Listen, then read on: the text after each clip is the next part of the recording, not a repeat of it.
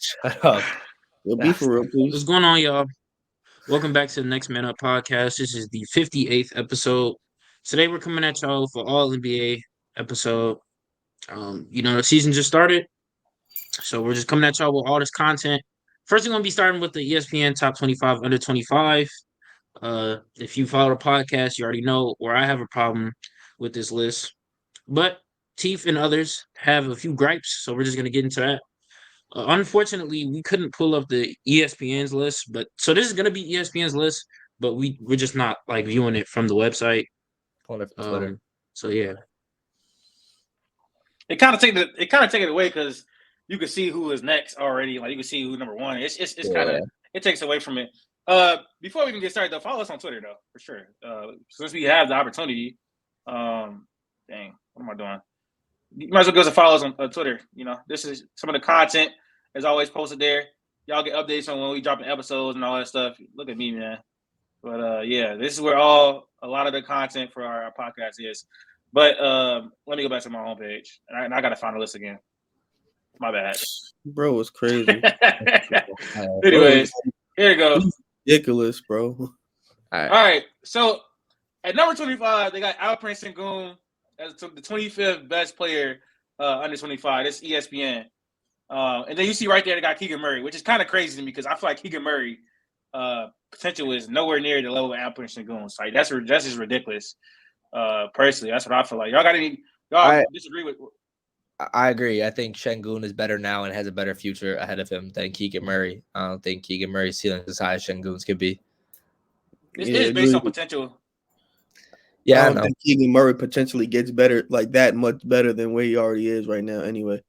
wait. So what's the best case scenario for Keegan Murray? Terrible. We really need to get this whole fight again. Best case scenario is he a 3D wing, bro. Honestly, that's what I feel like the best case scenario is. At 23, my rookie of the year pick looks kind of scary right now. Scoot hasn't been playing the best, but I still would probably put him over Tyler Hero off potential alone. I don't know if that's crazy. It's not. I think you could jump him over Tyler Hero. You could maybe even jump him over Jalen Duren.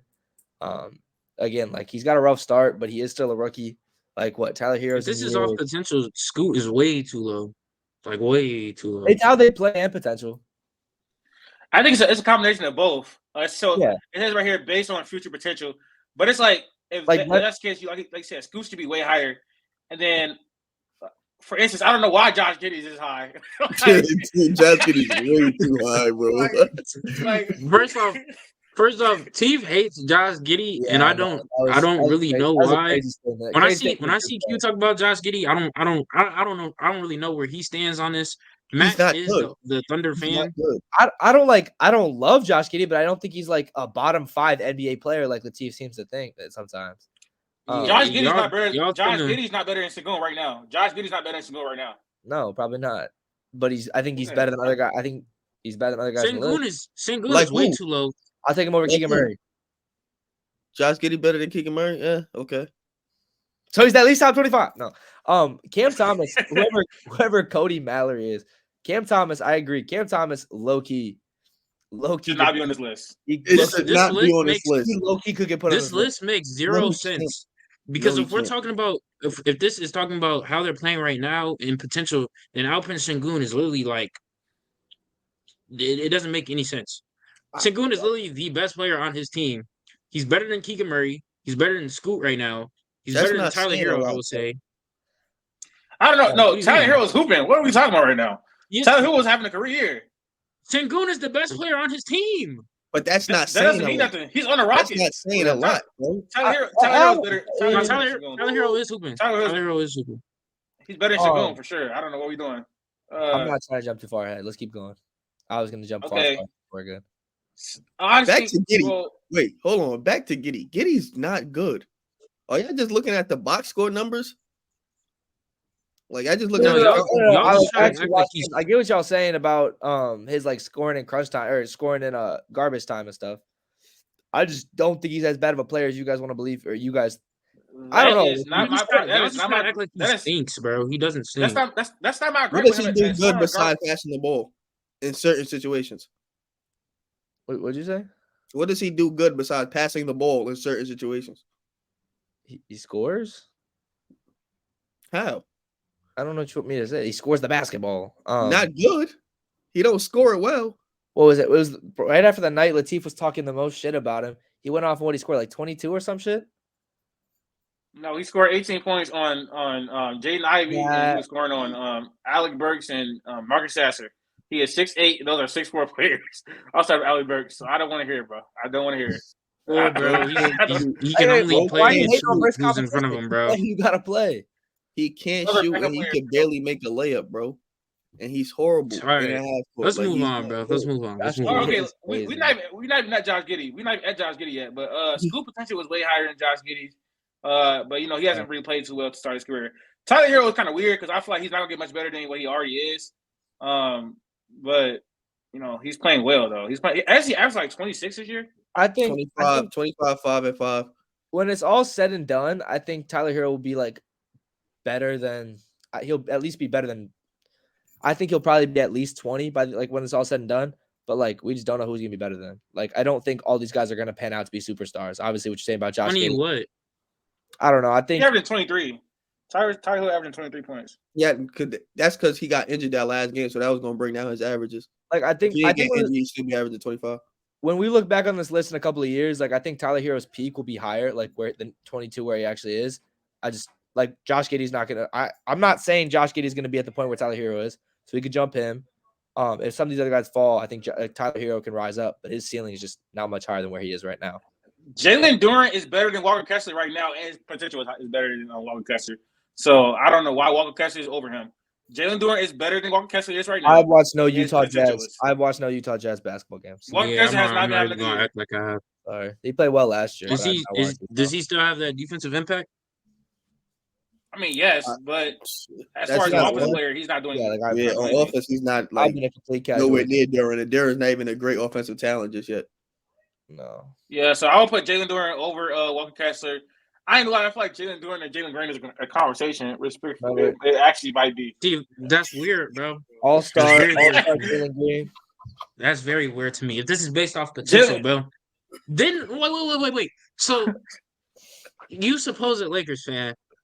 Can you just tell me like what he did to LeBron and your Lakers? Didn't do it to LeBron. Didn't do it to LeBron, but he dropped 30 points. It was, I mean, we didn't have Anthony Davis, so it was in 20 minutes. By the way, we didn't have Anthony Davis. Very you see that? You watch, by the way, you watched the game. I know you watched that game, and so I feel like you noticed that the effort on defense was very, very minimal.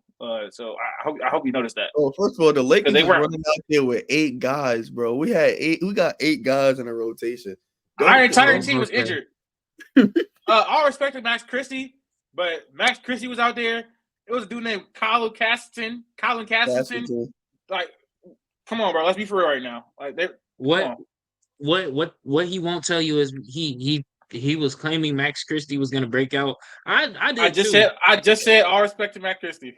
Okay. I did too, but he's actually been pooping on Max Christie lately. So anyways. But I don't know. Jalen Green's potential is kind of high. Like I think his potential is an all-star level player, but it's like, is he actually going to get there? Because he has not shown any growth. Like, bro, he's been in the league like 3 years, bro. It's like isn't this like his 3rd year, bro? But Jalen Duren has actually shown growth, though. Jalen Duren has shown growth. Relax? Usually players take that leap in their 3rd year. Is what he's trying to allude to. It's the 3rd year. We haven't seen the leap yet. We've seen a lot of the same. He still can't play defense. He's still a shot chucker. He still can't play make. So, like, I don't know. What does he got better at, Jaden? But let's talk about this Jalen Green and Jalen Duren thing. Jalen's floor is higher than Jalen Duren's. Dang, I said Jalen. Jalen Green's floor is higher than Jalen Duren's floor. So what are we talking about? I don't know that to be true. I don't know. What is Jalen Green's floor? Jalen Duren's floor. No, what's Jalen Green's floor? Oh, Jalen Green's floor. Jalen Green's floor is I say like a 21 point per game scorer. His floor just provides a great scoring lift if he just doesn't improve. His ceiling, I think he could be an all-star player, bro. Maybe 25, 26. That's his ceiling, bro. I don't think That's his his ceiling. floor is 21. I think his floor. No. I'm just saying, like, his if he's floor is wait, like what a do you very mean? inefficient score. And Which I think he is like, right now. He's at his floor. okay, Like, that's he's fine. at I think this is Jalen. his floor. His floor is like 20 points per game, bro. I don't know. 20, I think 21. he's like Jordan Poole playing himself off the court. Like Jalen Duren's at least like a rim protector. I think. Relax. Like he provides something. Nah, Jalen Green's floor is. I'm not even trying to hate. I'm just saying. Jalen Green's floor is. Jalen Green's floor right now is what he is right now. It's kind of like not a good NBA player. Like I guess is it? Y'all think Jalen Green is? Yeah. He's a good NBA player. Yes, he's a good NBA player. That was crazy. You think so? Yes. If he can go out and go 30 against the Lakers, he's a good NBA player. Bro. So, I'm done. What do we describe? What do we describe as a good NBA player? So if you can drop 30 against one the thing, Lakers, that's not just an average. He's a good NBA player. Why? Stop. So if you could average like 20, in the okay. league, Well, I guess like a Norman Powell-esque player is a good NBA player. So yeah, he's good. So, but like, I don't know because like. If you come out there and you don't provide any help on defense, respect Norman Powell, bro. First of all, if you come out there, Jordan Poole has got like a max contract and playing big minutes on Washington. He's not playing big minutes. They're similar players to me. No, Jordan Poole is not playing big minutes. I'm not even gonna lie to you. Like he's playing minutes. He's playing minutes. He's playing 26 minutes a night. He's actually not like he's not even close to the best best player on his team. What was? Yeah, no, it's Kuzma. What was the quote today? He said like about like his own team. Jordan Poole is like got his own team now or something. Was that one of you guys sent it?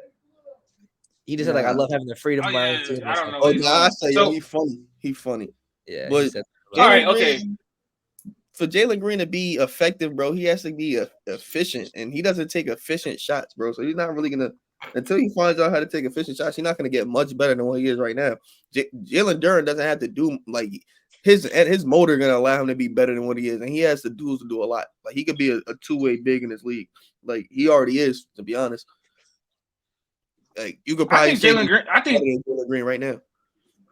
I think Jalen Duren floor is like elite lob threat, elite rebounder, a playable center. He's a serviceable center, I think, is his floor. Thank you. He's way more. He's big, bro. He's way more.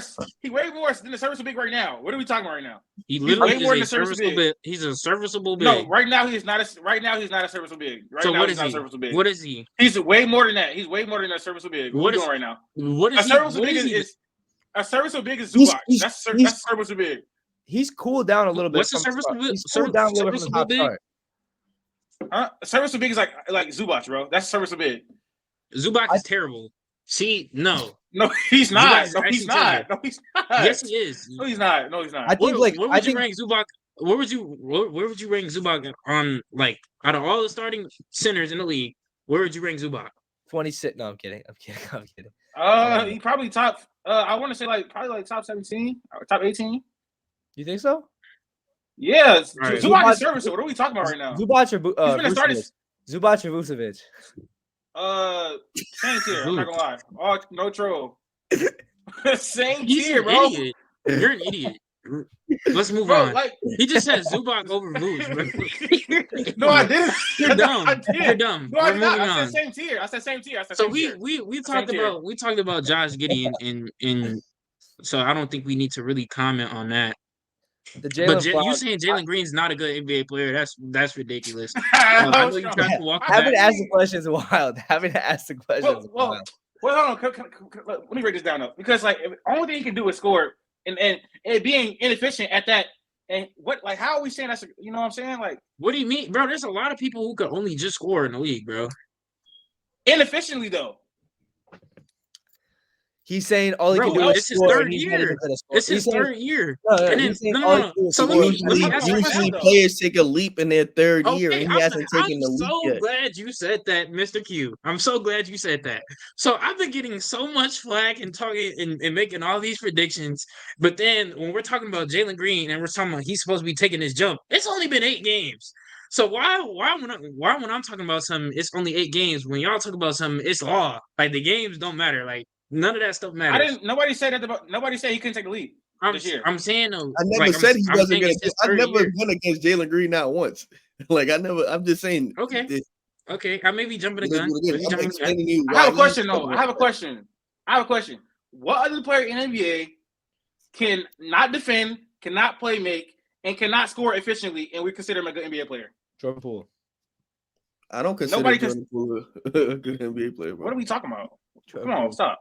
I don't. I want to answer because, like, if you could, the best thing you do is score, and you do that bad, like you're not good at that either. Like, what are we doing? So y'all want to act like Bro's this? a I weirdo. sound crazy.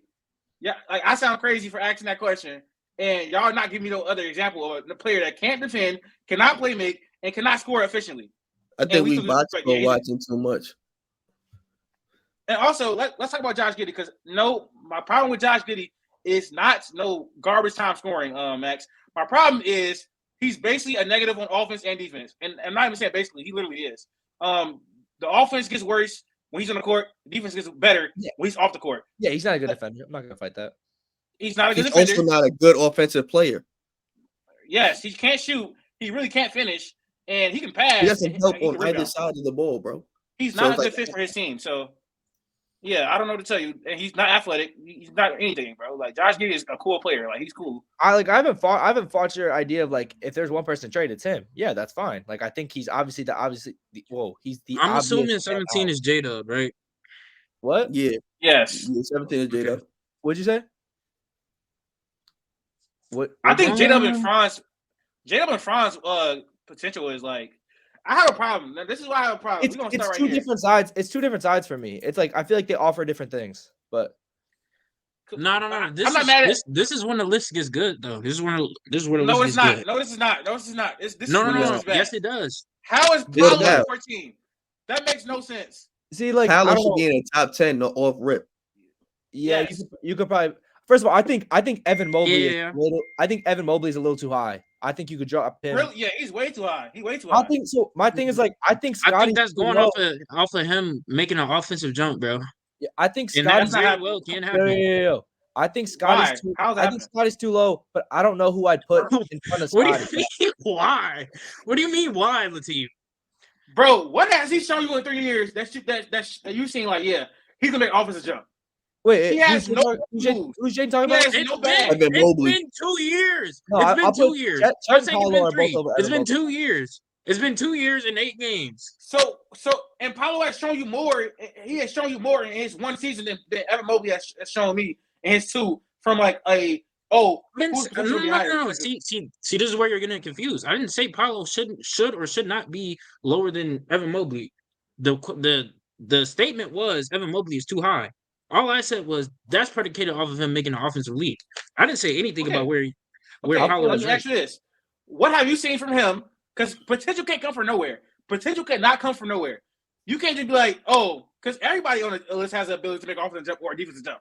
What have you seen from Evan Mobley that tells you he's gonna make offensive jump? What have you seen from You Scoot? asking the- What have you you seen from asking the Scoot that wrong says that he question, should be bro. higher? You asking the wrong questions, bro. Do you think Evan Mobley at his best will be better than Paolo at his best? That's the question. Too early. That's not the question because he never said that. Jaden never said that, so that's why that's not the question. I was talking more about the offensive jump. He said the reason why Evan Mobley's probably this What high. have you seen? What have you seen from Scoot that says he should be higher? Oh, I'm saying, Scoot was, like I said, coming out of high school. I mean, not high school, college or G League Ignite, whatever. And he's supposed to be like this generational prospect, right? At the point guard position, right? Off of what though? Off of He what? has him dominating against grown men in the G League Ignite. No, What are you but talking like what intangibles? His What you mean? athleticism, Quick for- his ability to get downhill, his ability Exactly, to play what you talking against about? pick And and he roll. hasn't shown that like at all. Sure. Bro, he That has barely played. that He has athlete- barely played. I mean, that He has elite barely played. athleticism, I have not seen it. I have not seen it He so has barely far. played. We have barely played. He's barely played. That's true. Jaden. That's true. But Evan Mobley, we've seen like since he got into the NBA. Let's talk about it because there's two different things, right? Evan He's Mobley. getting worked up. He's getting Hold on, so hold on. worked up. Hold on. Holy. Evan Mobley. That was so We've been watching him. We've been watching him since high school. Me personally, I've seen this man go from high school to college to NBA. At one point, you thought like, oh yeah, this is gonna be a good offensive player, elite offensive player. Where have you seen that? Because I've never seen that. It's not even about being elite. First off, Evan Mobley, is is it right to say that he is dog? He is terrible on the. I wouldn't say terrible, but he's not terrible. He's below average on the offensive end. If Yes. he could just be, if he could just sustain a level of average, be elite on defense, and just be an average NBA player on the offensive end, then I believe that he deserves that 12th spot.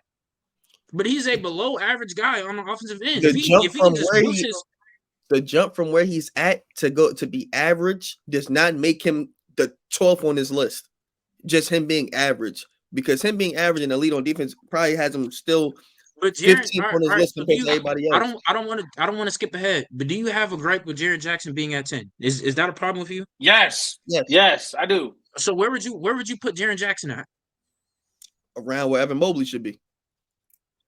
So where would you put Evan Mobley? Because if Paolo is too low, Jaren Jackson is just average. You gotta understand, people have to move up for them to come down. That's why Paolo should there's people behind him. Okay. I don't want to. Go ahead, schedule. Are you moving Paolo or Paolo and Chet? I'm wondering. I'd move Paolo up. I'd move Chet up. Okay. Wait, where Chet at? I don't see my boy Chet. Oh yeah, Can somebody answer That's my what I was question, saying. please? I was saying somebody Chet, answer my question, please. Chet over Evan Mobley. What's up? Would you drop Jaren Jackson? Would you move him higher? I would move him lower. So like, or drop him because he's saying like he would put Paolo 10, Jaren would move to 11 type shit, right? Oh, not even that, because I'm just saying Chet like potential was higher. I feel like Chet potential was higher than Jaren Jackson too. Honestly. Wait, hey, Jaren Jackson are not far from each other. I just want to get that. They're not that far. Before we jump too far ahead, I think Scotty should be higher than 15. I just don't know who I'd switch out with him. All right, let's get back on schedule. I'm saying we didn't talk about Scotty. We skipped over Scotty Barnes, and he's having a great year. We should at least talk a little bit about him. I think. Is that crazy? I think I would put Scotty over Evan Mobley. I think, and I would think about putting him over Tyrese. That's the only people that I would put him over. That's Scotty over Evan Mobley. I don't know. Who else you put Scotty over? You want to move him up? That's definitely a conversation. That's definitely who else you put him over? Scotty's way better than Evan on offense. Scotty shoots the basketball well. He commands the offense. What, he's 6'8". Like he's having an wait, hold on, slow down. He shoot the basketball well this year. 8 games. Calm down. Sorry. Like you said, he has offensive potential based off this year. He has the ability to jump off from you. I've seen it this year. So he's showing more offensive potential. I don't want you to say. Evan Mobley has not shown that. That's actually not true. That's actually true. Like you just said, Evan Mobley has not shown it. Okay. Scotty has. Okay. Now let's talk about Tyrese Maxey. I think Tyrese Maxey's too high. I don't think Tyrese Maxey potential is higher than Chet's. We're skipping, bro. We're skipping. What do we say? What do we say about J-Dub?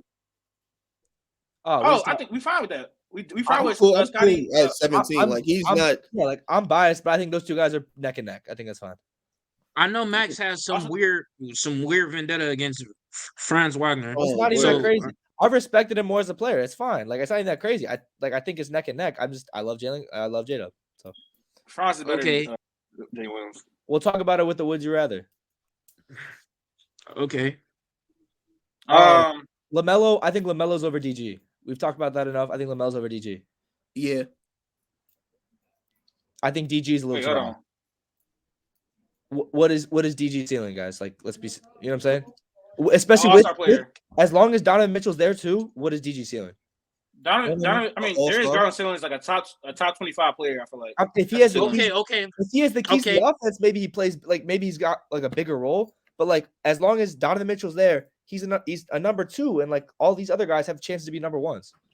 Can we? If I'm being real, Paolo should be at least like 8. That's fine. I'm not gonna fight that. Can we be serious? Serious question. I'm asking this with all seriousness. I don't want any trolls because I know when I bring this subject up, we like to troll and just.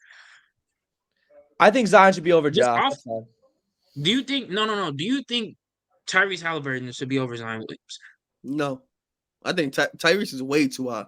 Like I think way too high. I'm fighting to put. Okay, I don't know. Thank you. My mindset is Cade or Zion right now. There's like Cade 5 players on this list I think could be in a top 10 player in the league. I don't think Tyrese can be a top 10 player in the league. I think I'm putting Zion over Ja and Tyrese. I don't know. The Ja and Zion thing's still debatable for me. Zion over Ja. I'm biased. No, cool. Latif, I'm not listening to you. For I'm not real. listening to you for the whole Be for real. episode. Be You're for real. black. I'm with Jade on this one. I'm with Jade on this one. It's fine. Wait, hold on, slow down. Why are we just automatically putting Zion over Ja? Like, why? I'm putting Zion over. Like you I'm said, putting I Zion think it's over a Ja. debate. I think it's a debate. I will put Zion over Ja. I'll see why you put Ja over Zion. That's fine. We've seen You're Ja Morant actually be. No. I honestly don't think that you're trolling right now, and I think it's because of how he's been performing as of late. He's that ass. No, I know he's serious. Who do we think will be a better offensive player? Because this is clearly, I feel like it's clearly Ja. I've seen Zion play very well when he's healthy. I think it's Zion. We're going off potential. I think Zion's it's Zion. played very well when he's healthy. How is Zion a better offensive player than Ja Morant? So when we're talking about Ja, an elite Zion's a better slasher, offensive player than I think his Giannis. shooting ability. Zion's a better offensive player than Giannis. His okay. So Max is trolling. All right, for sure. Yeah, you're blocked after this episode. Anyways, Ja has shown improvements with his jump shot. He's an elite slasher. We saw what he did in the playoffs against the Lakers. So when it comes to shooting, he's better than Zion. But what I will say is Zion is the most, besides Giannis, after Giannis, Zion is the most dominant in the paint. No, he's not. Yes, no, he he's is, not. bro. Yes, he Nikola is. Jokic is alive. Nikola Jokic is alive. All right, cool. Nikola Jokic is alive. I didn't even think Jokic. Cool. Jokic, Giannis, and Zion is right up there. Is he not? Probably not. LeBron. Yeah, not with. Yo, relax. Max, what you gotta say, bro? I was gonna say, I know I said Zion. I'm playing a little bit of devil's advocate here. Ja is showing how valuable he is right now because the Grizzlies stink. The Grizzlies are really bad. Do you realize that the Grizzlies have a totally different team? Totally is kind of crazy. They added Marcus Smart. No, they do have a totally different team.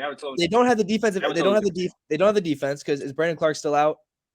Tyus Jones was the one manning the offense. I understand. Hey, yo, look, sidebar. Yo, LeBron James is shooting 82% in the restricted area. I'm just saying. Zion ain't doing that. So I don't know why you said that. Yo, Q, okay. if you could look that up for me with Zion, that would be cool. If you could look that up for me, just let me know. Can we wait? I don't want to get sidetracked. I actually did the question. These are two offensive players. Neither one of these players play defense. So I want to know why Zion is a better offensive player than Ja Morant, because he's not. I want to know why. I just think his finishing ability is better than Ja's. And although Ja Morant, hold on. Okay, go ahead. I'm not going to interrupt you. Go ahead. Although Ja Morant has shown strides with his jump shot, I'd still take Zion as an overall better offensive player, just off of his pure dominance. Okay, that's it. Yeah, that's it. Damn. Okay, so you want me to spit you that number real quick? You want me to spit you that? It's 70%. So LeBron clears him by. Is this off of this year? Is this off of this year? Yeah. It's only been a few games, and Zion has been playing off. It's only been a few games. All right, bro. Wait. See, that's not cap. Q. I know you know ball. Hold on. Tell me about the Pelicans shooting, and tell me about the defenses that they're showing Zion. Tell me about the shooting, and then the defenses that they're showing Zion. Zion was never. Listen, hold on. I just went back and I looked at, just to make sure Zion has not ever been more dominant in the paint than LeBron, like ever, like not even close, like not even a little bit. This is actually the best LeBron's been in the restricted area in his career. Like Zion's nowhere near him. So that whole Zion the most dominant thing, you might as well just throw that out the window. Like don't even say that again. Okay, can we? All right, I want to talk about Ja Morant versus Zion right now because we talk about potential. I personally feel like Ja Morant, bro, is a better offensive player than Zion just because one, you talking about a dominant paint pressure, like that's Ja Morant. Ja Morant is actually dominant in the paint. He is. Yeah, he is. Okay, now he's a better shooter than Zion, which is not saying much because Zion can't shoot at all. And we think about playmaking, which is a part of offense. Like Ja clears him. Like it's a clearing. It's a clearing. See, I don't know about that. See, I don't know about that. See, no, this is where I get mad. This is where I get mad. This is where I get mad. Now you start We're lying. talking about Now you assist start numbers. lying. We're talking about assist numbers, bro. That's what you're talking about. You're talking about assist numbers. We're also talking about gravity. Okay, so what are we talking about? What are we talking about with playmaking? Because Zion gets his guys open. Zion gets his guys open. I know it may sound like I'm being biased, but the shooting with the Pelicans has been so abysmal, especially with the games that Zion has played. They are packing the paint and they are letting everybody shoot, and they have not been able to hit a shot. Let me tell you something. Let me tell you something. You talking about the shooting on the Pelicans? Do you know the shooting on the spacing on the Grizzlies is one of the worst? Has been one of the worst in the league over the last seasons. Exactly. There's not much spacing. That's why they traded for Luke Kennard last season. Now, and he's averaging 8, 9 assists a game. It's not just assist numbers. It's like how much gravity he commands on the offense end, which I guess you can say. I'm going Ja. Ja has more gravity. I'm not gonna lie. He does. And then he's just a better facilitator than him. He's a better distributor than him. He makes more dry passes when he's driving than him. Everything. Like he's a way better passer. So I don't know what we're doing right now. He's a much better playmaker than him. So that's insane. So both of these players are offensive players, and Ja, neither one of these players play defense, by the way. So that's what I'm saying. I think Ja is a better offensive player, and I think his potential is higher. Because if he ever get a mid-range game, it's a wrap. But yeah, I didn't want to say that. Now, Zion's defensive woes are like it's showing me just like how abysmal he's been on the offensive end. Well, I shouldn't even say abysmal, but if he's not on the offensive end, it actually looks terrible. Like he literally has no use on the court. He doesn't play any defense. He doesn't even try. There's so many times where I saw him just like stick somebody on the perimeter and he let them go right past him with no effort. So Zion has actually been making me angry thus far. Hopefully, prayers out to his kid, his newborn. Hopefully that's all since he's got that out the way. Maybe that was on his mind, stressing him out. Hopefully he can hoop now. We can get back into it. Okay, yeah. The list is bad. I think we all recognize this. I think Chet is too low. Paolo is definitely too low. Tyrese Maxey a little bit too high. Jaren Jackson too high. Evan Mobley too high. Zion's too low. The top Tyrese Halliburton is way too high. I don't know why he's at 4. His potential is not higher than John Morant. It's because he's been playing so well this year. That's why. Like they're just overhyping it. Darius Garland a little bit too high, I think. Cade maybe a little bit too high. So Latif. Cade's a little too high. Cade should be around the eighth. Cade should be around DG and LaMelo. That's where he should be. Okay. That's not crazy. That's not crazy. The list should read Luka, in my opinion. Luka, Anthony Edwards is cool. Yeah, re-rank top 5. Re-rank top 5. Actually, this is no order. I'm just saying what the top 5 should be. Luka, Anthony Edwards, Wemby, Ja, and Zion. That's where I believe the top 5 should be. Let's keep Ja right there. Are you throwing Cade 4 or no? Yeah, Zion does got a lot. Zion got a lot of potential. I'm not gonna act like he doesn't. He does. I think Paolo would be in the top 5, to be honest. Paolo, we're gonna talk about that later. Yeah, we gonna get into that because it's a lot of. I'm not even. We gonna get into it, bro. All right, so we done with that list. ESPN can literally it's like insane. It's insanely hard for them to come up with an actual good list or anything.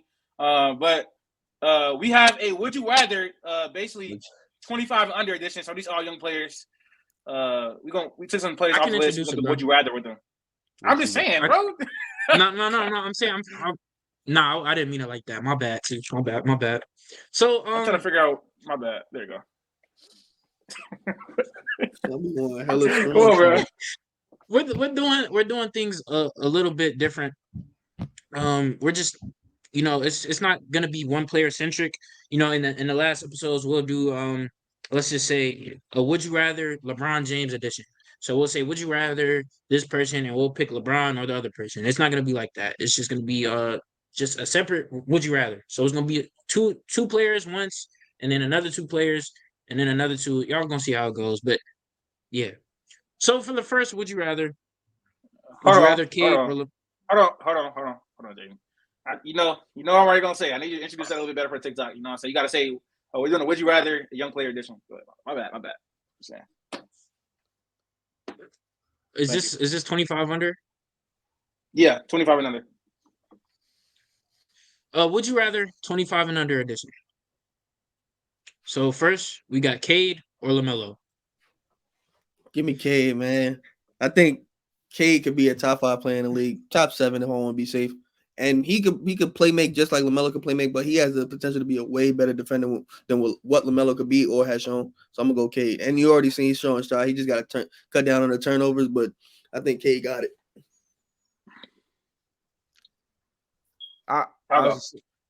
Max, we already know where the team was going. So. I was originally gonna go LaMelo, and then looking at that top 25 list, I was like, I don't know. I thought Cade's offensive ability was a lot higher. LaMelo's been averaging more steals. Take that what you want, I guess. I don't actively watch Hornets basketball, so that's fine.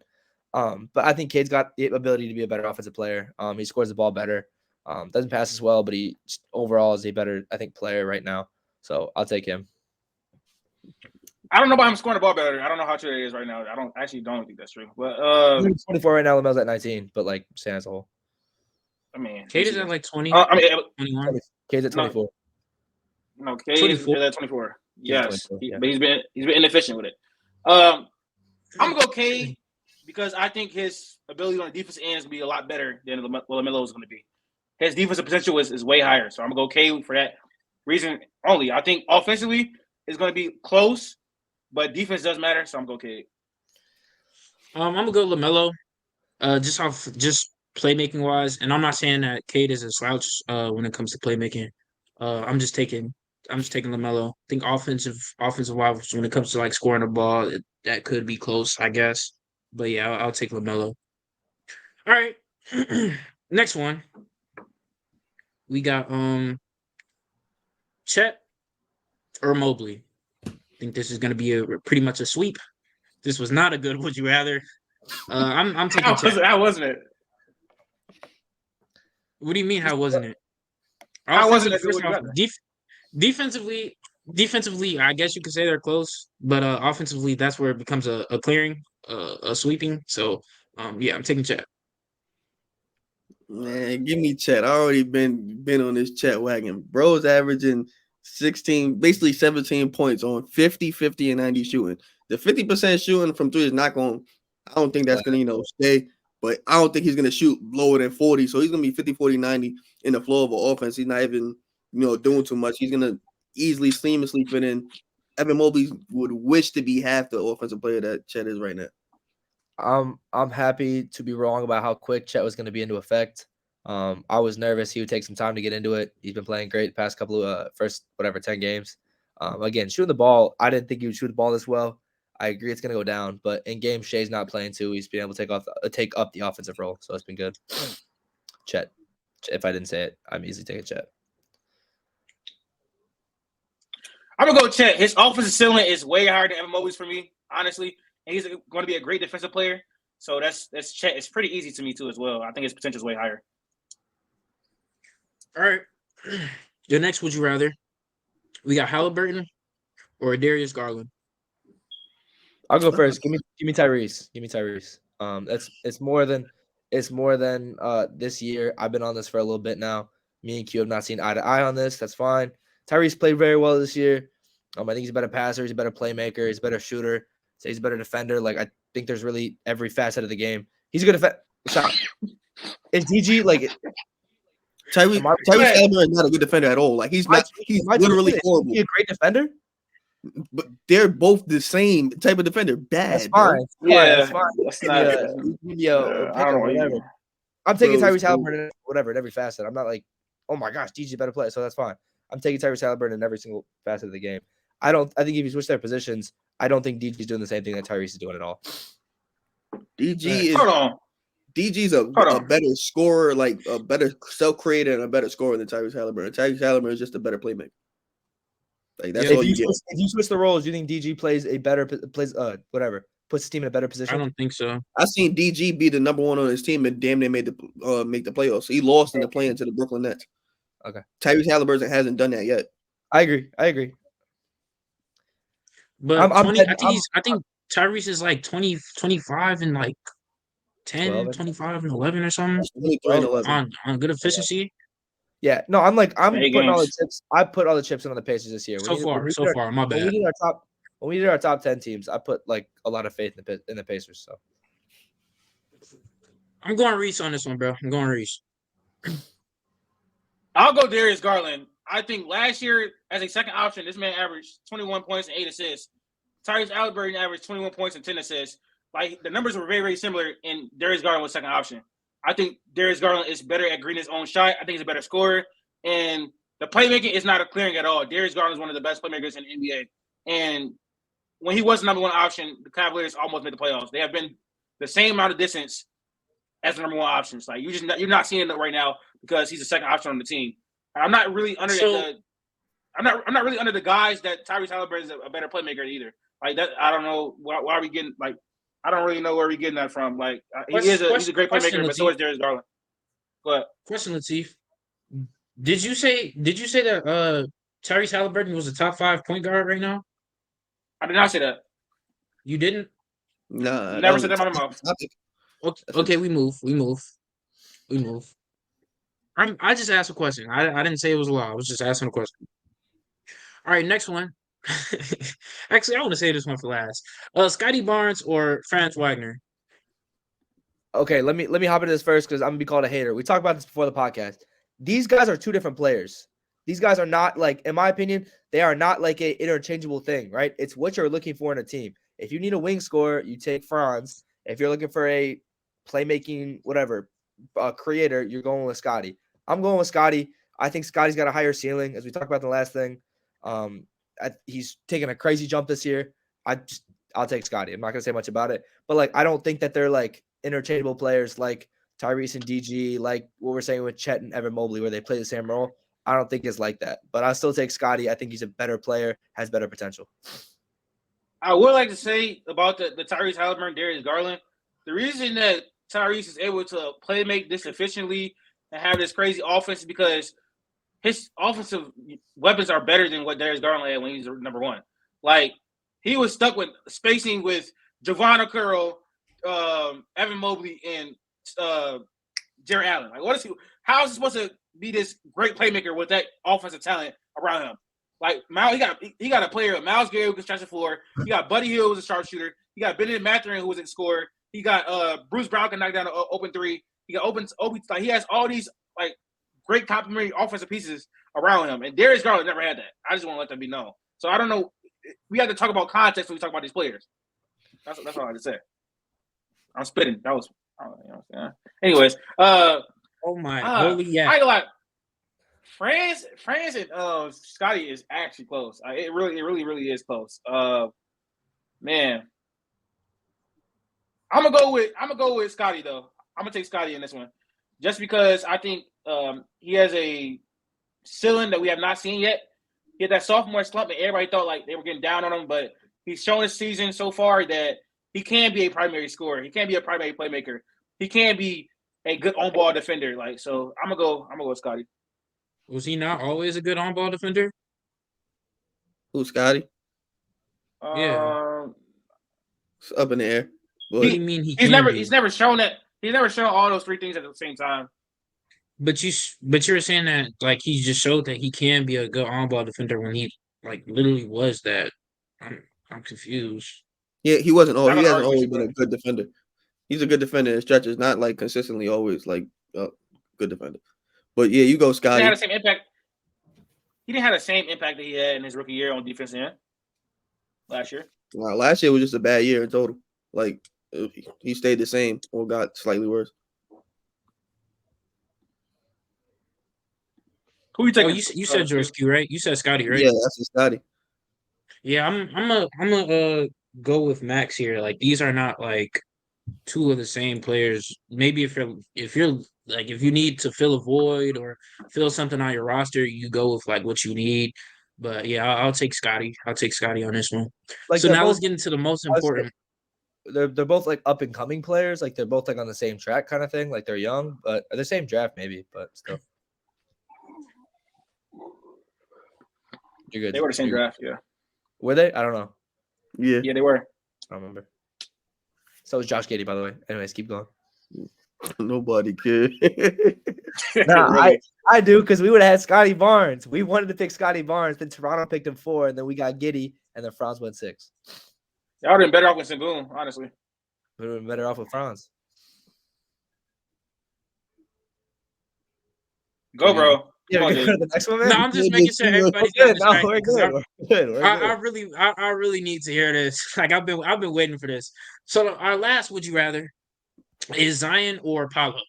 All right, hold on. Let me get mine out of the way. I don't need much to say. I'm picking Zion. You're picking Zion? Yeah, I'm with you. I'm picking Zion. Okay. Smart man. I'm not saying like, I'll let you guys. I'll go. I'm picking I'll Zion. go. I'm going Paolo here. I think his offensive potential is higher than Zion's. I really just do. He's going to be a dominant rim threat. Why? He has He's the about to potential tell you. to be a. I'm about to tell you exactly why, bro.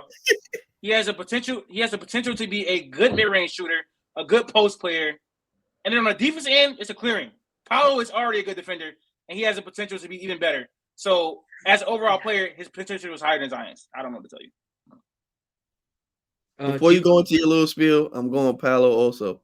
For everything Latif just said, he's gonna be a better scorer at all facets of the game than Zion. Zion is cool at the rim, but Paolo is almost just as dominant at the rim, just as Zion. He's just not as athletic. He can do a lot more on the floor, and yes, defensively he's already better than him. And Paolo's not even a great defender by any stretch. This is where I have a problem. Now you can take the defense. You can take the defensive woes. Zion sucks defensively. You can take Paolo over him on the defensive end. I don't have a problem with that. But why are we talking about the facets of scoring? So let me ask you a question, Q, because I know you're a huge Kevin Durant fan, right? Yes, no. Yeah. That's my favorite player. Yeah. So who's the better scorer to you, LeBron or Kevin Durant? Kevin Durant. Why? Because he scores efficiently at every spot on the floor. Like you can't, literally there's nothing to go. Like there's nothing you can do to like get him from a spot. Like he can score at any spot. He's a true. Latif, I don't know why you're making that face. So Hey, what was the question? I asked him who's a better scorer, KD or LeBron. All time? Just who's a better scorer? Yeah. Oh, all time? I'm going LeBron. I'm offensive players, LeBron. If I'm talking strictly scoring, I'm going Kevin Durant. I'm going LeBron. Scoring, I'm going LeBron. I don't. It's not a clear name. No. I didn't even want to get so deep into it. I see what you're saying, Jay. Because the reason why you guys are talking about scoring is because the facets. Oh my gosh, he's a great post scorer. He can shoot in the mid range. What does that mean? So, not saying that LeBron doesn't have those accolades, but if it comes off a variety of scoring, of course it's KD. But LeBron is the better scorer because he's scored the most points in NBA history. So I don't care. That has nothing. I was gonna say. I'm gonna stop you right there. I'm gonna stop you right there. Before you even it doesn't matter. It doesn't matter how you get it done. It doesn't matter how you get it done. It's if you get it done. You said something dumb. You said something dumb. How was that dumb? You're saying you can go. Saying LeBron's the greatest scorer because he has the most points in NBA history doesn't mean he's the best scorer. That's not how that translates at all. So Kareem's not the greatest scorer. Wasn't the greatest scorer ever. Why is he the greatest scorer in history? No, I don't think. I think Michael Jordan's the greatest scorer in history. I think he's a better scorer than Kevin Durant because as great as I know what logic you got to use. I see where you're going with this, Jaden. As great as Kevin Durant, better, bro. Okay, but I'm not saying that though. As great as Kevin Durant is, Max, what you about to say, Max? What you about to say? I was just saying we were doing our top 25 and 25. Latif, I do believe you had Luka, Edwards, Wemby, Ja, and then Zion. I'm just throwing it out there. You said you put Zion 5 because he has a lot of potential. You did say that. Yeah, I did not say that. Did, by the way. You put Paolo 5. You put Paolo 5. You ain't say Zion. I mean, you ain't say Paolo. You said Zion. I'll go back saying nothing, but you did put Zion 5, so you just kind of went facts, Max. I love that. I love that out of you. I love that. I don't. Okay, whatever. Paolo is over Zion. That's fine. Cool. What I'm saying with LeBron, though, I think why you think he's a better scorer because, like a MJ, like if you're so dominant at that one thing as far as getting to the basket, and he's so dominant at that, but this doesn't apply to your logic because Paolo is dominant at getting to the basket. So this is why it doesn't apply to your logic. I think Zion's better though. He is, but Paolo's gonna be better from mid-range. Paolo's gonna be better from the three. And what are you talking about? That's cool, but I think Zion's It's not gonna be a big gap. Zion's dominance at the rim is going to be over all of that. That's my main point. Okay, I don't care about the way you. I don't care about the way you do it. I just care if you get it done. I don't care if Zion doesn't have the mid-range turnaround, the mid-range pull-up. I don't care about all that. It's if he gets it done. And I think Zion's dominance at the rim is going to surpass all of that. I don't care. That's what I think. The gap is not that That's long. all I was saying. The gap at the rim is not going to be crazy. The gap at the rim is not going to be crazy. I don't think that is at all. And then you just completely ignore defense. So does defense not matter at all? Zion is not a transcendent offensive player. Zion is not a transcendent offensive player. So he's not. Yes, he is. No, he's not. No, he's not. Yes, he is. You're basing that off of the 7 games that Zion has played. Hold on. This year. What? You're basing that off of this year. You're basing transcendent that off of this players. year. Transcendent offensive players are Kevin Durant, Jokic, Steph Curry, LeBron. Like Zion is not that. You're basing that off of this year, though. I'm basing that off of what are you talking about? No, this is where I prove you wrong, sir. This is where I prove you wrong. So if Zion isn't a transcendent offensive player, what did you say, Q? Oh, I'm trying. You go ahead. Just continue. Okay, so Zion isn't a transcendent offensive player, and we said that he hasn't provided anything else in his career on the defensive end. How is he not a transcendent offensive player when in the past, the last year when he had his team at the top of the West, did he not? Bro, don't use that argument, bro. And he provided nothing else but offense. Did he not? And then when he got hurt, we saw what the Pelicans became. Did he not? Yes or no? I just want yes or no. Yes, I guess. Thank you. That does not make him a transcendent offensive player, bro. I promise you, it doesn't. Transcendent offensive players are the players where you can ignore defense, and that's why you're putting them over certain players. Transcendent offensive players are Stephen Curry. That's literally what Zion is. You ignore his defensive problems. No, it's not. You don't ignore that. Yes, it is. When you compare players. No, it's not. When you compare players with Zion, you bring up the fact that he cannot play defense in arguments. You don't bring that with Jokic because he's a transcendent offensive player. Like Jokic isn't a slouch on defense, though. Jokic isn't a slouch on defense. He's not. He doesn't impact the game on defense. We're not talking about Jokic. He doesn't impact anything, but he's not terrible. Zion is not a transcendent offensive player. Zion is not a transcendent offensive player. I promise you. He's not. Jokic or Zion on a defensive end. What the hell? Why does that matter? Jokic or Zion? No. Jokic or Zion on a defensive end. Latif loves Jokic. Okay, what I'm saying is nobody's gonna bring that up against Jokic because Jokic isn't a negative on the defensive end. I wouldn't say he's a negative. Zion is a negative. That's the reason why I bring it up. Zion's defense is actually terrible. So that whole logic of what you just said, that made no sense, by the way. That's all you saying Zion is a transcendent offensive player makes no sense. That's not true at all. It's just not. It's not, bro. It's not. What makes him transcendent offensive? Look though. Bro, they're not. Beat this. LeBron and Kevin Durant, in terms of spots on the floor where they score, there's nothing that LeBron does better than him based off strictly numbers. Like, there's nothing. Like, everything he's better at the rim. He's better at the rim now. Not these numbers. Remember, basketball reference free. You're gonna say percentages game. You're gonna say percentage game because of the volume too, because you don't get to the basket nearly as much as him. So don't go. This is historically. This is historically. Like this. I know he doesn't get to the rim as much as LeBron at all. So if he's shooting better at the rim, that's gotta take a grain of salt. Hey, check the numbers. That's all I'm saying. Okay, that's fine. I do agree with Latif. Wait, hold on. Plays around the basket, like he's gonna take more shots. Yeah, sure. So it's gonna be lower. Jaden, you never really gave your can you restate who you were taking? So I have it TikTok. You know we're taking Zion, bro. Yeah, obviously I'm taking Zion. Like I said, if you want to go strictly off of defense, then you can take Paolo. I don't care. But as a whole, I think Zion's dominance overall, even though he's playing poorly right now, once he gets things back in stride, you're gonna see how the offense is gonna run in New Orleans. So yeah, I'm taking Zion. I think overall on the offensive end, he's better than Paolo.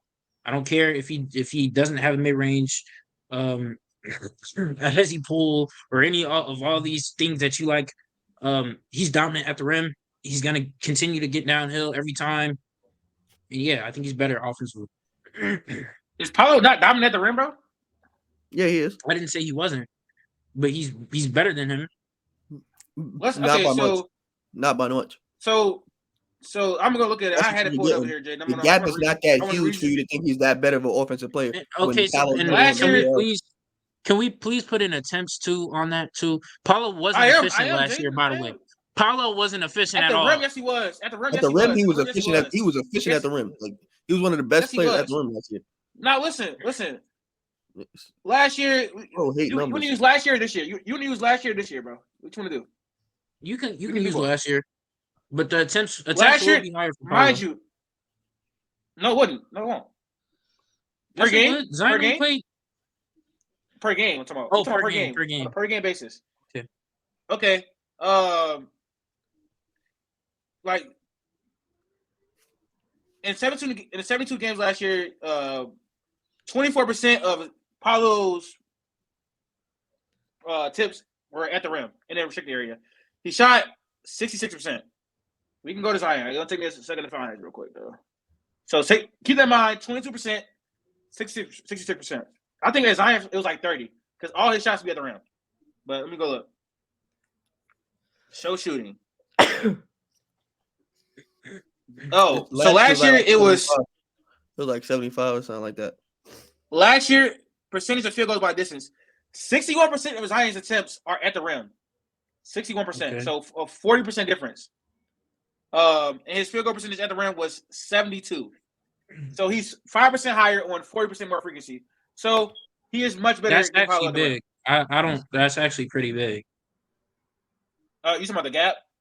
Yeah, that's not a small gap. But we gotta think about it. Paolo is not taking as many shots as Zion is at this stage in his career. This is his rookie year. Like right now, through 8 games or through 6 games for Zion, he's shooting 43% of his shots at the rim, and he's shooting 70%. So a little bit down. He's struggling. He kind of is struggling, like you said. He is. And let me go look for and Paolo is shooting. Damn, why can I? 27% of his shots at the rim, and he's shooting 76%. So that one is a little bit more comparable, but it's only been 8 games with Zion and struggling. So, but it's the attempts are different though. They are. Well, they are. But Paolo is when he gets to the rim, like he's dominant.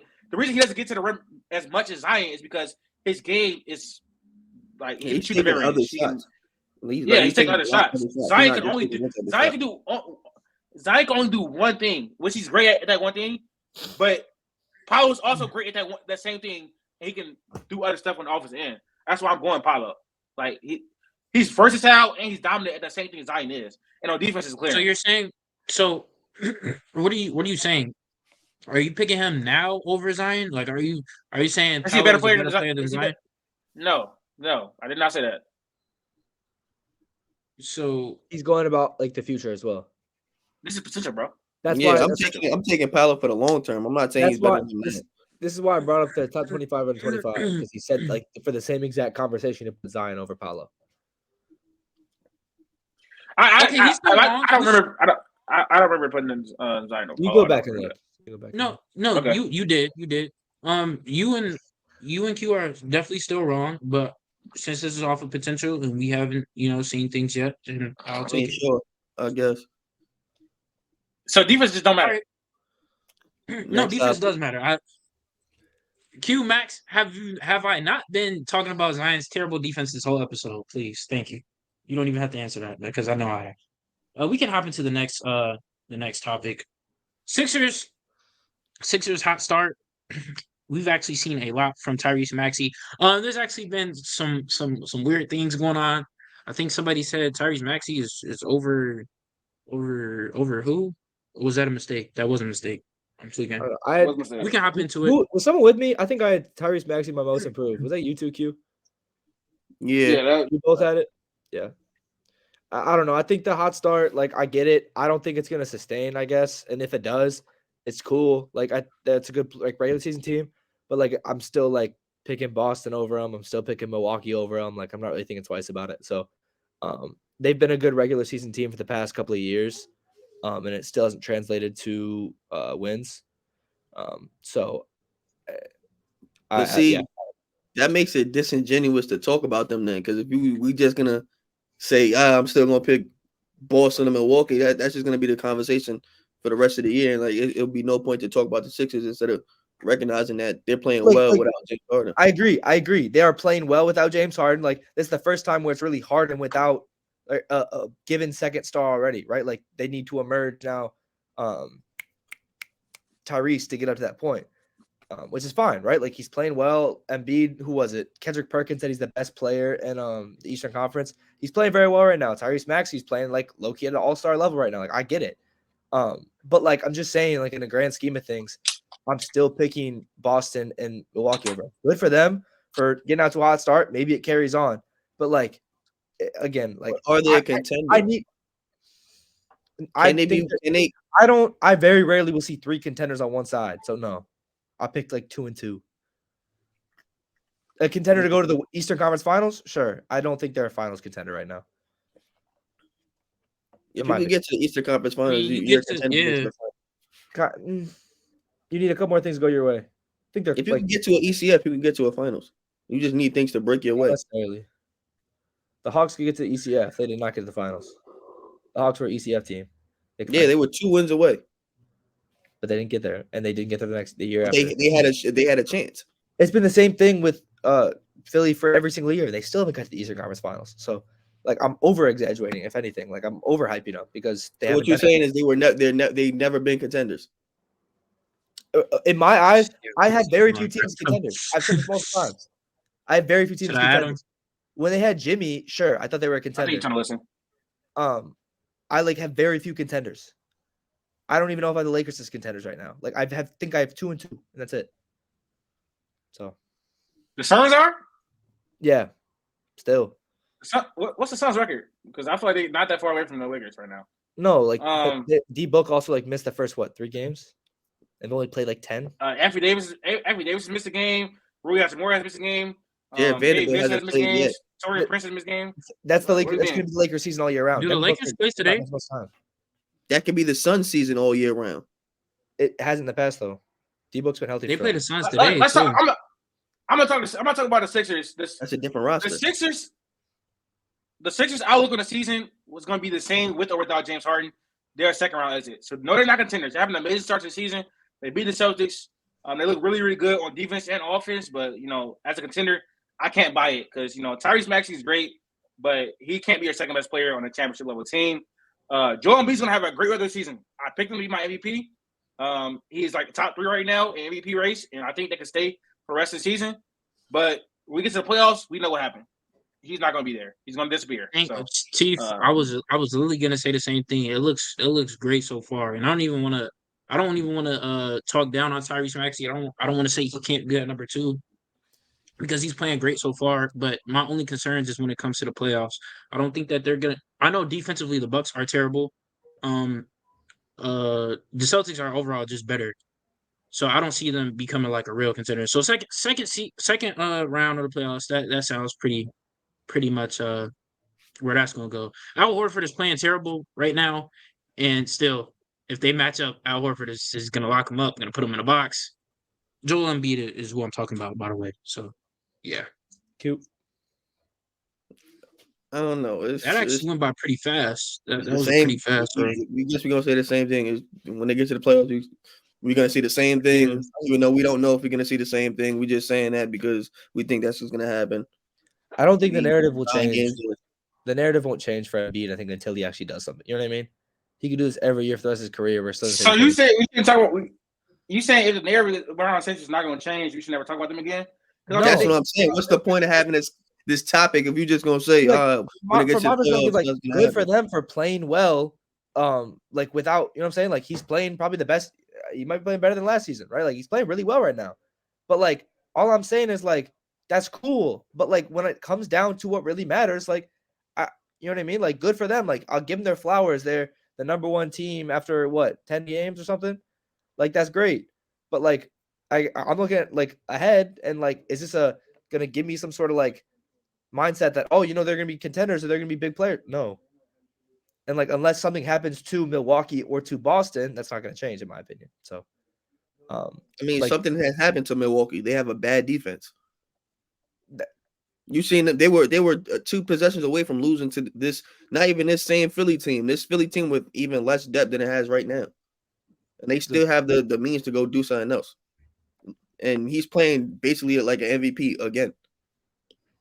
And you might have. So you think it's a possibility? So you think there's a possibility that in the playoffs the Sixers can beat the Bucks? I'm not saying that. You just need things just have to shake that way. All right, next topic. Jay. Yeah, we can really move on. So we can talk about the Lakers' early struggles. I know Q and Latif are the Lakers fans on this podcast. So I actually do want to talk about, and I know you guys can't see, but we also have like a Laker fan, just watching, just tuning in. They had a lot to say at the beginning of the season before the season started. They said that I think Latif and JD, a known guy on this podcast, said that they have one of the best backcourts or backcourt depth or something like that, guard depth in the league. That has proved not to be true. Not allegedly. We have proof. We have message proof. We can pull that up. Maybe we can edit that in. But we do have proof for that. So Latif, I just want to, what's been going on? The Lakers haven't had any cohesion. They have not got a full roster out there yet. Like some nights we have, everybody out there. Some nights a lot of people are injured. Torian Prince has been injured. Gabe Vincent has been injured. Christian Wood has missed time. AD has missed time. So we haven't been able to get any type of cohesive unit. Jared Vanderbilt, who was a big player for us, has not been out there this year, and so it's kind of frustrating to see because we went into the season with this happy-go-lucky expectations. Like we just, I guess we didn't expect everybody. We expect some injuries, I guess, but we thought that his depth was going to be able to help with people missing time, and that hasn't shown the case to be so far in the first 8 or 9 games. We're really struggling on the road for sure. Playing a lot better at the Staples Center, but on the road it's been really bad. The game against the Rockets was terrible, a letdown. It's really early. It's really early. But as of right now, I'm not sure the Lakers, like Max said, are contenders right now. I need to see everybody stay healthy and continue to be healthy. I need to see AD take that step to being on a night in, night out the best player. LeBron James cannot be the best player. That torch has still not been passed yet. Health is such a big thing to this team. Like LeBron cannot backpack this team every single night. Like he could maybe 2 years ago, but like they need AD to be healthy. Like this is huge. This is probably the biggest season because like LeBron, like he's playing like against Sacramento, right? Like he played great. Like there are some games where like we can get that back, but it cannot be a night in, night out basis. Like AD cannot miss 40 games this year. Like I don't think AD's gonna miss 40 games. It was a slight injury, but I do think if AD is not the best player on the team, we will not win the championship. It's just that clear. You said it. Y'all are not winning the championship. It's been like 5 years, and it has not happened. LeBron is 39 years old, and I think it's very apparent that he is still the best player on this roster. It's been 3 years, I think. 2020 bubble. It's been 5 years. No, it's been like 4. 3. Okay, 3, I guess. 3. It's been 3. Anyways, what I said still holds true. LeBron is about to be 40, and it seems that he is still the best player. I can't even say. I saw somebody say that we can't even call AD inconsistent because he is consistently doing this. One day he'll have a good game, and the next day he won't. So he's perfectly consistent. Boo, He's boo, he's boo. he's Bad take, consistently man. He's been inconsistent. consistent all year, bro. Every game that he's played, he's been consistent in. We need to stop. Right. Y'all expect AD the best. You expect AD to be the best defender in the league and average 30. I mean, come on, who else in the top 10 is held to that standard? Please let me know, Jaden. See, first off, Who else in the top 10 is expected to be the best defender in the league and average 30 points a game? Let me know. no, that's cool, but they need that lift from AD. Like you guys literally need that. Like on a night Okay. in night out basis, you literally need that This from is him, more, and if he's we're not being providing. honest, this is more about the supporting cast than it is about LeBron and AD. I mean, of course, obviously, like Latif talked about, we have injuries right now. I mean, Gabe Vincent is down. Rui is in and out of the lineup. So is Torian Prince. I mean, obviously these are, if we look at the grand scheme of things, they're not that big of a deal to the team, you would say, especially to a team that, like we said, we think that we have some of the best depth in the league. But I mean, it's going to take some time to, especially as we already know, we're a second half team. We sticking to that, JD? To Are what? we sticking to that? We're sticking to To that what? best guard def in the league claim. Are we sticking to that, or is that off? Is that out the window? It was a bad take, but who knows? By game 40, who knows? Who knows when Gabe Vincent, Max Christie is finally getting minutes over Cam Reddish? I don't even want to talk about Cam Reddish, but like once everybody else starts, once we get in the flow of things, come back to me around. What's that? Game 40 is what, like January? Come back to me in January. We're gonna see. But Okay.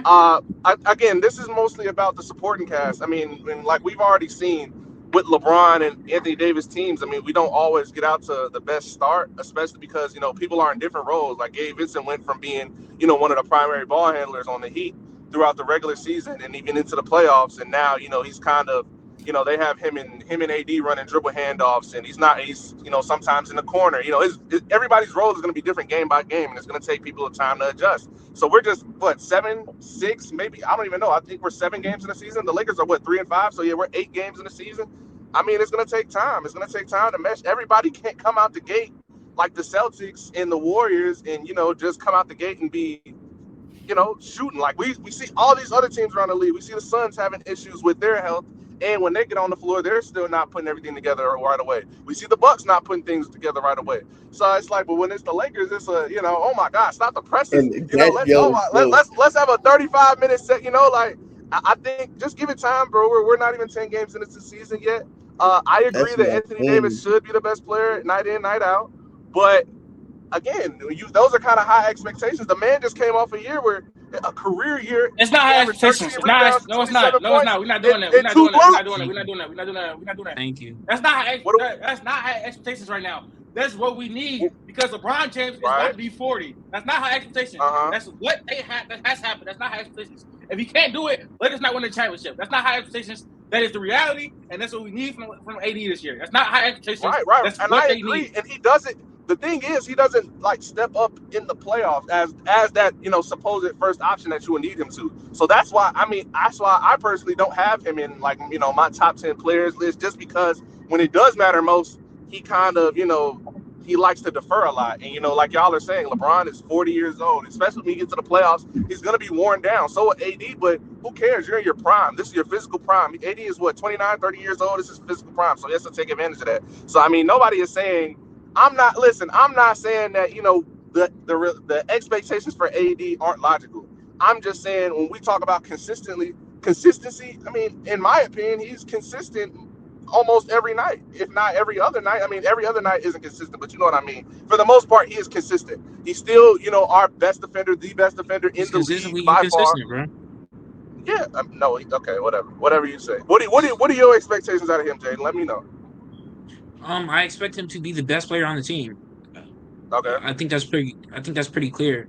I don't think there's any room for him to keep doing this 25 point performance one game and then the next game not show up on the offensive end.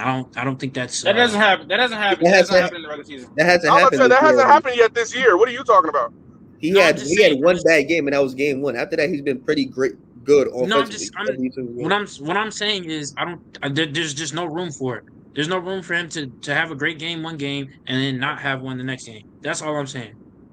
That's what I'm saying. But he doesn't do that a lot. He doesn't do that a lot, though. That narrative is a bad It's one. kind of It really is. exaggerated. Yeah, the narrative is exaggerated to the point. Yeah, Stephen A. Started that, bro. That is a bad narrative. Like he did that. We did that a few times in the playoffs. I know I heard it somewhere. Yeah, that was Stephen A. who started that narrative, and it's not true. It really isn't. Over the course of his playoff career, AD is pretty amazing, actually. Over his course of his playoff career, that was as a number one option in the Pelicans, he was pretty amazing in the playoffs. In the bubble, he was great as a second option. So I'm not really worried about him in the playoffs. I think in the playoffs is where his scoring, he should have a jumping scoring like all the other superstars do. I mean, all the other top 15, most of the top 15 players that we have all agreed upon, consensus wise in the league, everybody pretty much steps up in that department offensively as a scorer. And, AD. But I don't agree with that. AD did. I don't agree. What? Go ahead. I don't agree with that either because the one run we've seen from him, which was 2020, he had a great playoffs scoring and defending. Now 2021, 2021. Look. I agree. I agree. He was cooking the Suns. Right. He was cooking. No. He was. The numbers, but yeah, he was obviously a huge piece. Obviously, the second best player, best defender in the league at the time still. But I'm just saying in general, who else? Sorry, I'm my fault. I'm trying to get off that anyway. But when we just talk about offensive consistency, I mean, we saw it this year, and you bring back the bubble. In my opinion, I mean, people aren't gonna want to hear this, but I don't know why we should keep holding AD to that thing and he won the bubble. Obviously, that was fake. The man shot. Man, if AD is gonna play like KD, and y'all saw how everybody was agreeing, like, yeah, I mean, he might be a top 5 player in the league, especially if he plays like that offensively. Yeah, but we have to acknowledge eventually, like, that was kind of a fake run, like for him in this instance, because he's never played like that before, and especially hasn't played like that after. So if we're just, I'm not holding those expectations on him anymore. Like, I don't expect him to play like that every postseason, because again, he was shooting. Go look at his jump shooting numbers. I mean, those are on par with KD.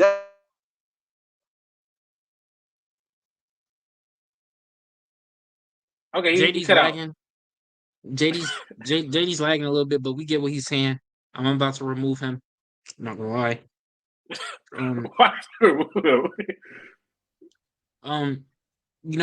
It was a lot of good stuff that he was saying. He's still lagging. Yeah, he's still lagging. It was a lot of good stuff that he was saying. I guess. I think he's good right now. You made it. Can you hear me? Yeah. So yeah, I mean, what was the last thing y'all heard? Sorry. You said that we shouldn't hold him to the standard of the bubble, but I wasn't holding him to the standard of the bubble. But for the history of his playoff career, he's been a good scorer in the playoffs. He's been consistent in the playoffs. So the narrative that he's been inconsistent in the playoffs, I do not agree with that. I'm not holding him to the standard of the bubble.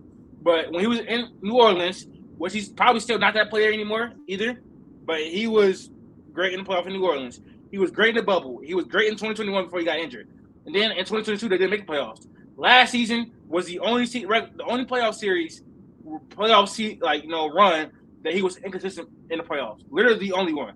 So for him to have that narrative in the regular season or the playoffs is simply untrue for me, personally. That's how I feel about his offensive play. I think he's been pretty good offensively for the majority of his playoff career. That's how I feel about that. I don't know if you got a Q take on amongst the elites of the league. He's top 10. I'm asking Jaden. What did you say, JD? Where do you have him amongst the other elites of the league? Like, where do you view AD? Because it sounds like you got a lot of slander for him. So I'm just trying to see what are your expectations for him, and where do you hold him amongst other players? Just without throwing out any names, I'll probably have him around the 8 to 10 mark, somewhere around there, 7 to 10. So where do you want him to be? I don't know. Maybe I'm just. Where do I want him to be? Yeah, where do you expect him to be? Who, me? I just expect him to take over the team. I feel like Brian is in that 7 to 10 mark too, or 8 to 10 mark. So as long as he just takes over and takes some of the load off of LeBron, then that's where I expect him to be. I don't honestly understand that question, Q. No, I'm saying because you got a lot to say about AD. First of all, off the line, off the inconsistent, which it wasn't really true. You want him to be this 30-point per game guy. That's not ever going to be what he is, especially playing with LeBron. Like that's just not bro. gonna happen. These Twitter narratives killing me, Jaden. It has nothing to really do No, with Anthony Davis and I could admit LeBron. I probably was paying a little bit too much into that. I haven't really been Ain't no following probably, the bro. Lakers that closely. You a Listen, troll, bro. This has nothing to do with LeBron and AD, bro. That's not trolling. JD, you're out of here, buddy. You're out. Anyways, I don't know. I wouldn't say it had nothing to do with AD, but I do think, would you agree, Q, that AD needs to be the best player on the team for us to win the championship, right? For sure. But I'm saying right now, the struggles really is the lineup. It's just the lineup, whether them being there or not, or them playing well or not. That's what it comes down to. That might also be a big reason why Darvin Ham hasn't looked so well with his rotations and play and sets and things like that, because he doesn't always have his full cast of players. He's going in every other game with a different type of rotation. We saw last year when he was trying to figure it out, it wasn't looking good till he got a fully set rotation. When we get everybody back and everybody's healthy and playing, then we'll probably figure some things out, and it might be easier for everybody to just play. Yo, JD, you still here? I am for the time being, yeah. Okay, so just a quick question. I don't really need that much. I just want to ask a question because I know some people are gonna act like they don't remember, but I do. I remember, which I could be wrong too, but I remember in the group chat when we were discussing Darvin Ham, I believe that somebody was saying that Darvin Ham is a good coach, or no, great is kind of far. I don't think I he was said saying that. he's a good coach. Yeah, I said it. I think at times his rotations is bad, and I feel like, but I can say that about a lot of coaches. Obviously, because he did we're not gonna sit here and act like once they got to the postseason, he did do a really good job. Like but by that time, he had already established who was in his rotation. And obviously in the playoffs, the sense of urgency is much higher, so you're gonna have less of a leash for certain players. So we saw him stop running certain guard lineups, or there were times where, of course, he had to run D'Lo and Schroeder together, or just depending on what the circumstances was. But yeah, I don't think he's necessarily a bad coach. I think he's still trying to figure everything out. I mean, being So you say the he's a good coach? organization. Yeah, I think he's a good coach. I mean, we're not gonna say like he didn't turn a team around from 2-10 to the Western Conference Finals. I mean, I understand That wasn't the his fit doing. wasn't there. That wasn't him. I wouldn't say that was He him. has to. We gotta give him some credit, bro. Like I'm not gonna sit here and act like he isn't. If you have the guys, if you have the guys, then how much credit? Like, let's look at Bill Belichick right now. Let's look at him. Oh no. No. This is about to go totally, bro. You trying to go viral? You trying to go viral? I didn't even want to get deep into it. All I'm saying is, trying to get clicks. will you have some guys? I'm not even trying to get clicks, bro. I'm not even trying to get clicks. I'm just saying, like, sometimes when you have your guys, bro, how much really is the coach doing? That's all I want to say, bro. Stop. Man, that's such a sick take. You can say that for any coach. It's not a sick take, bro. You can say that for any. You can say that for any. Exactly. I can say that about anybody. I can say that literally about anybody. Steve Kerr. Don't bring up Bill Belichick. Steve Kerr got Steph Curry, bro. That's true. Don't bring up Bill Belichick. That was ridiculous. That was Tim Duncan and David Robinson and Manu and Kawhi. But there does hold truth to that. Maybe we can talk about that in the NFL episode. No, it doesn't. That holds no truth. So Bill Belichick. So why not just get into it just a little bit? Why not? Go ahead. What are you going to say? Yeah, it's your take. You have to say, what are you trying to get off? No, like you literally, you said that what I said was crazy. So how was that crazy? I mean, can you elaborate? Let me go. I'll respond. Before Tom Brady, who Tom Brady was, Bill Belichick was winning those championships. His defenses were the backs of those championships. All right, cool. In 2018, oh, okay, right, exactly. Because Bill Belichick I didn't even want to get Bill into Belichick. it. Yeah, because you're wrong. Bill Belichick won 2 Super Bowls. I'm not wrong. I'm not wrong, actually. He had some of the best defenses in NFL history. Talking about. Tom Brady and now, but that's cool. I didn't really want to get that deep into Patriots history. because you're wrong. But we can also say I'm Darvin not Ham is wrong. not a I'm good not coach. wrong. Darvin Ham is not good. Darvin Ham is not a good coach. Darvin Ham is an average coach, and that's fine to say. He's just not. Him saying he's terrible is wrong. Saying he's good is wrong. Darvin Ham is right in the middle. He has a lot of stuff he needs to work on, but he's not the worst coach in the NBA by any stretch of the imagination. There are a lot of good coaches in the NBA. You can probably name 10 coaches. You probably name 20 coaches better than Darvin Ham, but that doesn't mean he's a terrible coach. You can be a good coach and still be a bottom 10 coach. Like there's a lot of good coaches. No, y'all alone with some of these. I've seen. What do you There's mean? a lot of good coaches in the league, bro. There's a lot. Yeah, there are a good chunk. Yes, there is a good chunk. Okay. There are good. I'm not saying like he's the elite of the elite. I'm just saying they call him a bottom 10 coach. I mean, let's pipe the brakes on. Darvin Ham is a bottom. You can be a bottom 10 coach and still be a good coach, bro. There's a lot of good coaches after the Ty Lue, Greg Popovich, Steve Kerr's, Eric Spoelstra. There's a lot of filler guys in there. Like, where would you put? Name a bottom 10 coach that's a good coach. We didn't say he was good. He's average. That's what you just said. Good to me is average. Like you serviceable. You all right. Like okay. It's not good though. Yeah, I mean, obviously, I would lean more towards him being average than a great coach or but I think he does get a lot of unnecessary flack. Is my only take on him in general. He does get a lot of flack that some of the shit is out of his control. But you would agree though that he's. It's 20 coaches better than Darvin Ham. No, it is. JD, did you want to stick around for the last topic? I am literally just pulled up to a game. I happened to pull up when you guys were talking about the Lake Show, but I can stay as long as I'll try to stay as long as possible. All right, this is the last topic. It shouldn't go on that long. All right, so we're hopping into the buy or sell. Latif, I know you usually do this, so I didn't really want to introduce this. And this first sell. All right, I'm gonna give you an NBA headline. Tell me if you're buying or you're selling it. All right, first headline: Cam Thomas breakout season. Are you buying it or are you selling it?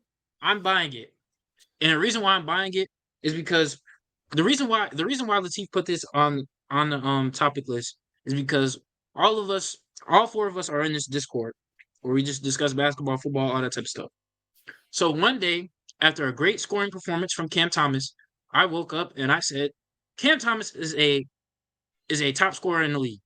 I didn't even put a number to it. Somebody asked me to put a number. I didn't even think about it. He's not. I didn't even think about a number, but when somebody said that to me, I just said top 15, top 20. Now, could that have been a stretch? I don't know. Could it? I really don't know.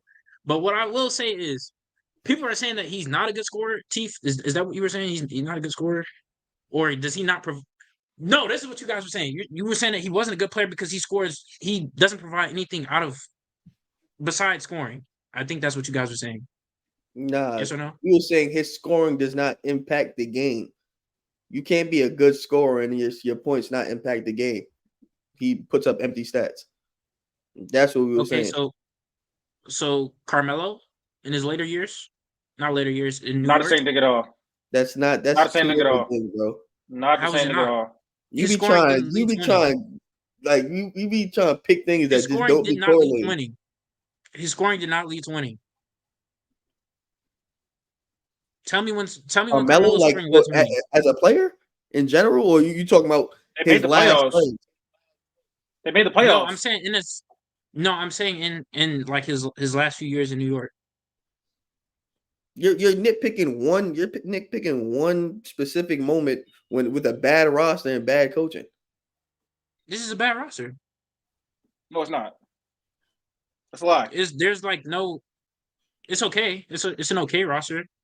If you took Melo off that Knicks team, they would be a lot worse than what they were. And when you took Melo off that Knicks team, they were a lot worse than what they were. If you took Cam Thomas off that Nets team, they'd be the same team. Literally. Carmelo took the Knicks to the playoffs. What were you talking about? No, I said Carmelo in the latter end of his Knicks. Oh well, Yeah. yes. The roster was bad, and if you took Carmelo off that team, they'd be even worse. If you took Late in Cam his Thomas career, off the Nets, they would be the same team. Like they would not miss First him off, at all. I didn't even say that Cam Thomas was having a breakout season. I'm just saying that he was a great scorer, and I was getting a whole bunch of flack for that. And then I said that Jacque Vaughn should have played him in the playoffs when we all can agree that the half court offense that the Nets had was abysmal. All I said was if you implemented him in that just a little bit, just a tad bit more, he could have helped. And I got a whole bunch of flack for that, which I don't Because understand. it wouldn't have. Because him on How the does court, adding a score to a terrible offense not him help? on the court does not make the team better or worse at all. Like he doesn't provide nothing positive on the team. Like it does, his points don't translate to nothing. The team would be the same with him or without. So his scoring isn't positive. Not for the team. No, it does not change the outlook of the team at all. Like not even a little bit. There's no numbers that support that at all. Like not even one. Okay. Are you buying or selling it? Jaden? We talking about a whole bunch of stuff. Are you buying or selling it? So the reason why I said buy, because I don't think he's gonna have a breakout season. That's not what it was. All I know, you put this on here because of the conversation that we had about scoring. So that's the reason why I said buy. So yes, I guess I will buy it. I will buy it. Breakout season. What is a breakout season specifically? Just to be clear, like him continuing to average 27 a game. I guess, bro. Like it wasn't even. Yeah, hell it wasn't no. even necessarily. It wasn't even necessarily off of him. I'm selling having that. a breakout Hell season. no. The reason why he put this on the list is because I was arguing about him being a scorer. I wasn't arguing about anything else as him as a player or what he does outside of scoring. I wasn't arguing anything. Jaden, if he's a top 15 scorer in the NBA, that's a breakout season. I don't know what to tell you. You think he's gonna be a top 15 scorer in the NBA this year? That is a breakout season. It is, bro. It is. The only reason why I stuck by 15 and 20 is because everybody was on me.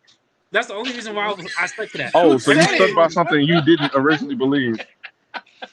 I didn't even think about the players. I literally just said that. Like I just threw a number out there. I didn't even think about the players. I did not.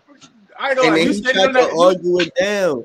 So these are irresponsible takes, man. This is irresponsible. That's not irresponsible. He said name them. We named like 30 dudes. Maybe 15. No, I just said maybe 15 to 20 was a reach. Maybe, possibly. But I was just throwing 30 might have been a reach, bro. 15 to 20 is not a reach, but trying to act like 20, he's going to sustain 27 points a game is crazy. If Cam Thomas averages 27 a game, he should be an all-star. Yeah, so yeah. You think he's this elite scorer, then you should think you should to buy that and that he's going to have a breakout season. I got to head into work, fellas. All right, Judy. You said what, Chief? Sell it. Sell it immediately. Sell it. I'm buying him as a scorer, bro. I'm buying him as a scorer. I'm not buying it either. I think eventually they're going to realize, like, because he provides nothing defensively and his scoring does not impact them winning that much. They're like 4-12 when he drops 20 points. He might see less and less playing time. So I don't expect Cam Thomas to keep this high scoring up. He's definitely going to drop down a lot and probably be like that 6-man. So, yeah. Because what's Spencer Dinwiddie injured? Spencer Dinwiddie was injured at a time. DSJ was injured, and Cam Johnson is injured right now. If Cam Johnson wasn't injured, he'd be starting. Yeah, so this is why he in the starting lineup in the first place. All right, next headline we got is the Timberwolves, can they be contenders in the West? I'm gonna have to buy that only because I said they'll be a top four, top 5 seed, and right now as they're playing, they look to be it. They have one of the best records in the league. They do match up well against the Nuggets, even though the Nuggets are probably still the better team because they have the best player. But the trio of Anthony Edwards, Jaden McDaniels, and Rudy Gobert, even though it's been small minutes, they're like one of the best defensive trios in the league. And that's just going to carry on throughout the season as long as they stay healthy. And they just need a small jump from Jaden McDaniels offensively. And they can pretty much steamroll through the season, probably get up to like 45, 50, maybe 55 wins, get a top seed. Hopefully they take out one of the weaker teams that come out to play in. They get into the second round, they have all the potential to make it to a conference finals. And if you're in the conference finals, I think you could contend for a chip. But you just got to see how it looks down the road. Yeah, no, just based off of what the answers were when we were talking about the Sixers, I would just have to sell. I do agree with everything that Q said. But honestly, I don't see them going past the second round. If they do, they're not going past the Western Conference Finals. I guess that does make them contenders, but I honestly just don't see them going past the second round. So I'm gonna have to sell that. I'm selling it too. I like the Timberwolves. I predicted they would be a top 4 seed in the regular season. Come playoff time, they have Karl-Anthony Towns on their team. So until he's gone, until that problem is going in the playoffs, then no. The West Who are you talking about? Who are you referring to? Karl-Anthony Towns. Yeah. Oh. He's terrible in the playoffs. I can't buy them as a contender until they have another viable option next to Ant in the playoffs. And I don't know if Ant is ready to be that number one option that can lead you to like a West Conference Finals. I don't know if he's there yet. We don't have to see, wait for the end of the season for that to happen. But they do match up well with the Nuggets specifically, really, really well. Yeah. Oh, my bad. I forgot I was doing a topic. All right, last headline. Tyrese Halliburton is a top 5 point guard. No, he is not. JD's crazy. What? No, he is not actually. So I have a problem with this. So, Teef, before I get into my spiel, Latif and Q, can you tell me if you're buying that? Nah, go. Say what you gonna say. Don't worry about what we gotta say. It's been 8 games. It's been 8 games. So no, I'm not putting him there. No, it's been 8 games. And then if I was to say that about a different player, then that would be what you guys would use against me. So no, he's not a top 5 point guard. It's been 8 games. I'm selling that too. Tyrese Halliburton is not a top 5 point guard by any stretch of the imagination. He's looked great this year. You could argue that he's probably like top 8, maybe top 7, but it is really early on in the season. I would still have players like Ja Morant over him. I would still have players like Trae Young over him. Obviously, Dame, Luka, and Steph. So that's already like 7. That's already like 5 people. So yeah, nah. Yeah, I'm for the same reason. Like I'm already known as like a Tyrese Halliburton hater, but it's not really hate. I just don't think he's like at that level yet. There's a clear top 3. The top 4 or 5, like we haven't seen. We're not going to see Ja Morant for a while. Trae Young still has done more than what Tyrese Halliburton has done, by himself. And he's not. He started off slow, but he's slowly picking back up. He just had a 40 ball yesterday. Trae Young still is that guy. I don't think there's like a thing or like a reason to say Hallie's better than Trae Young. Hallie's barely better than Jalen Brunson, if he's even better than Jalen Brunson. So he's still in that 7-8 range for me. All right, man. That's gonna end the episode. It was a hour 30-minute episode. A lot of highlight moments. I think we should get a decent amount of TikToks out of this. I think it was pretty entertaining. As always, when Jaden does come, you know what I'm saying? It's always gonna be pretty entertaining. So I love how you bring that to the. I love how you bring to the podcast, man. Make sure you guys subscribe to all our social medias on the top. A lot of basketball is on right now, so we're gonna get out of here. A lot of videos gonna be coming out, a lot of content. So make sure you guys subscribe to the channel, and we are out.